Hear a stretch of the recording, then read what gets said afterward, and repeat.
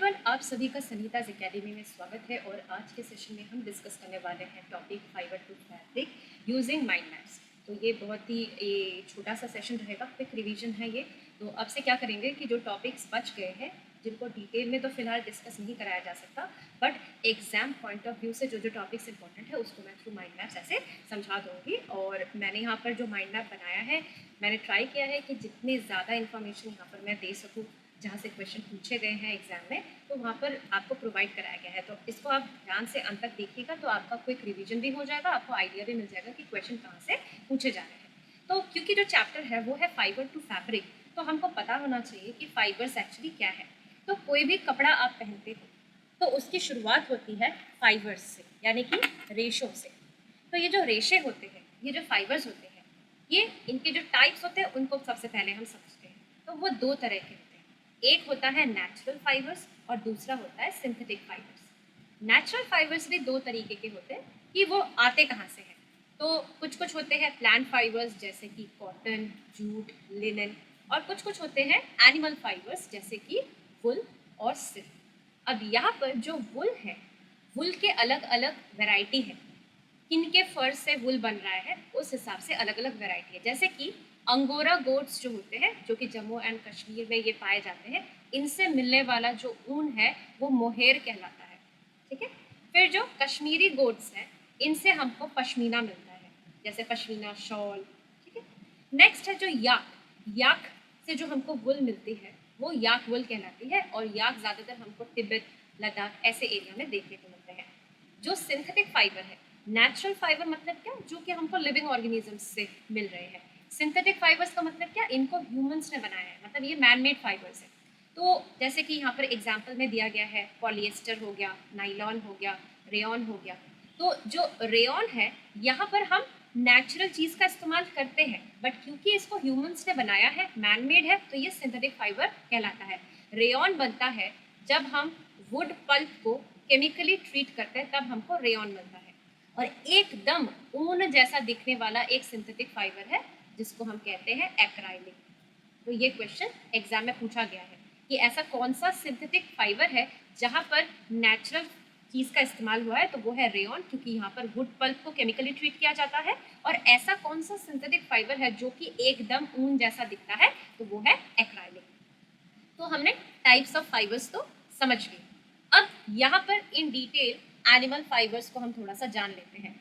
Animal fibres जो है वो दो है, एक तो है ऊन और दूसरा है सिल्क। सो वुल हमको किन किन एनिमल से मिलता है, llama, alpaca, sheeps, goats, camels, rabbits, yaks. तो इनके जो फर होते हैं उनसे ये ऊन बनते हैं। और जो सिल्क है, सिल्क हमको मिलते हैं कोकून्स ऑफ सिल्क वॉर्म्स से। सिल्क सबसे स्ट्रॉन्गेस्ट नेचुरल फाइबर है, ये आपको ध्यान में रखना है। तो सिल्क वॉर्म का उत्पादन, मतलब उनको रियर करना फॉर ऑब्टेनिंग सिल्क, वो कहलाती है सेरिकल्चर। और जो मलबरी पौधों का उत्पादन करना या कल्टीवेशन करना, वो कहलाता है मॉरिकल्चर।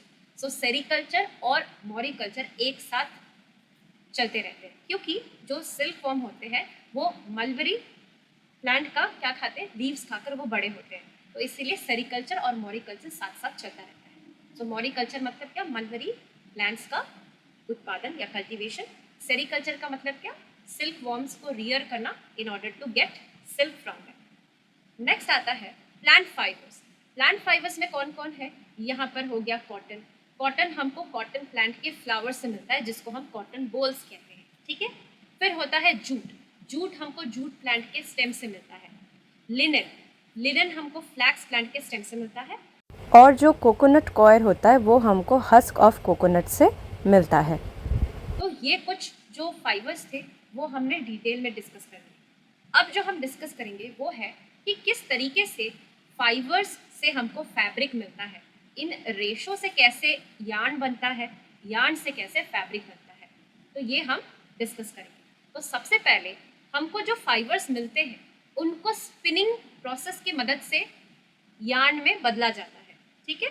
तो स्पिनिंग प्रोसेस का मतलब ही क्या है, यहाँ पर फाइबर्स से यार्न बनते हैं। तो कुछ कुछ डिवाइसेस है जैसे कि टकली, चरखा, ये स्पिनिंग में मदद करते हैं। उसके बाद फिर यार्न से फैब्रिक बनने के लिए दो प्रोसेस हैं। एक है बुनाई, जिसको हम कहते हैं निटिंग, जैसे हम ऊन के स्वेटर बुनते हैं ना, तो निटिंग और वीविंग ऐसे दो प्रोसेसेस है या दो मेथड्स है जहाँ पर हमको यार्न से फैब्रिक मिलता है।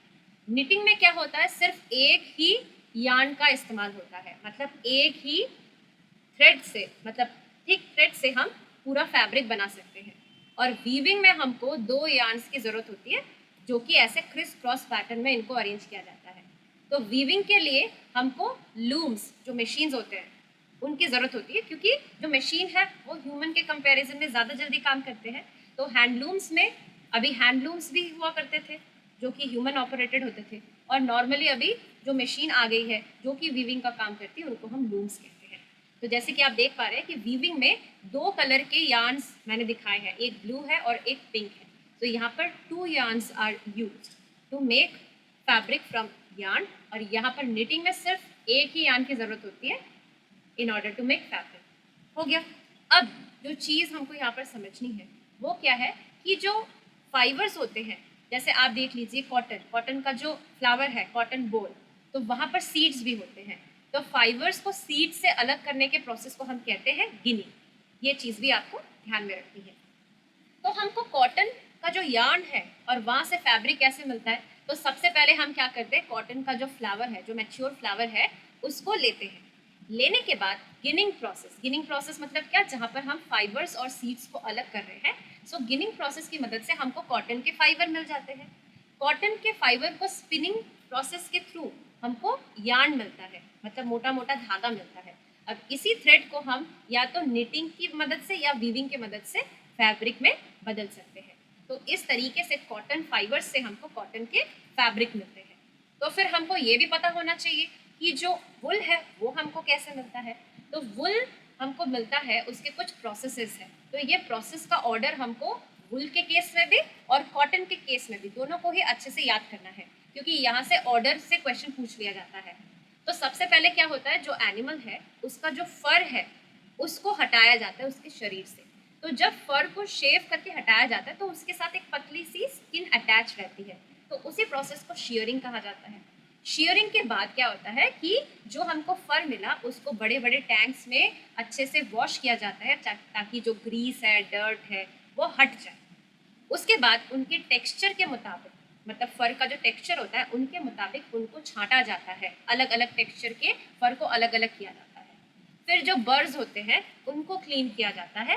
क्लीन करने के बाद डाई किया जाता है, उनको रंगा जाता है, और रंगा जाने के बाद उनको रोल करके रखा जाता है।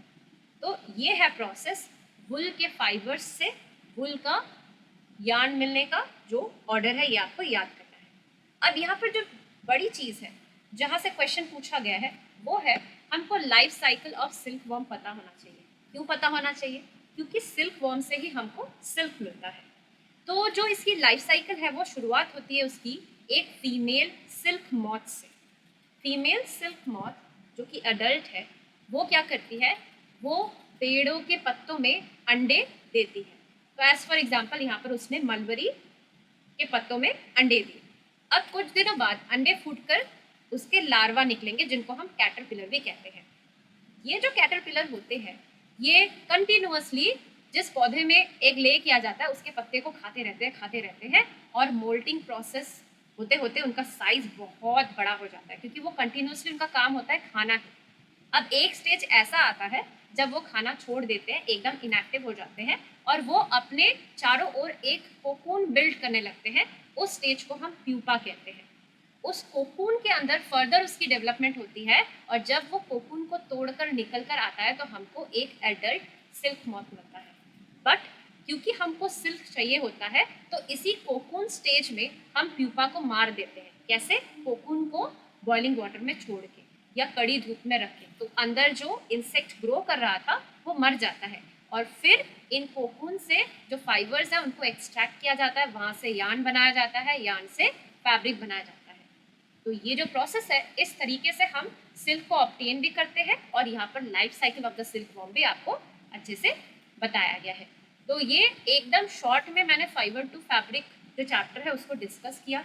आशा करती हूँ कि यहाँ से आपका क्विक रिवीजन हो गया होगा, अगर आपको इस तरीके के माइंड मैप्स पसंद आ रहे हैं तो आप मुझे कमेंट करके बताइएगा। आज का जो वीडियो है अगर आपको पसंद आया है तो इस वीडियो को लाइक एंड शेयर कीजिए, मेरे चैनल सनीताज एकेडमी को सब्सक्राइब कीजिए और जो बेल आइकन है उसको प्रेस करना बिल्कुल ना भूलें। ऐसे ही कंटेंट के साथ दोबारा आपसे मुलाकात होगी। Till then take care and bye bye.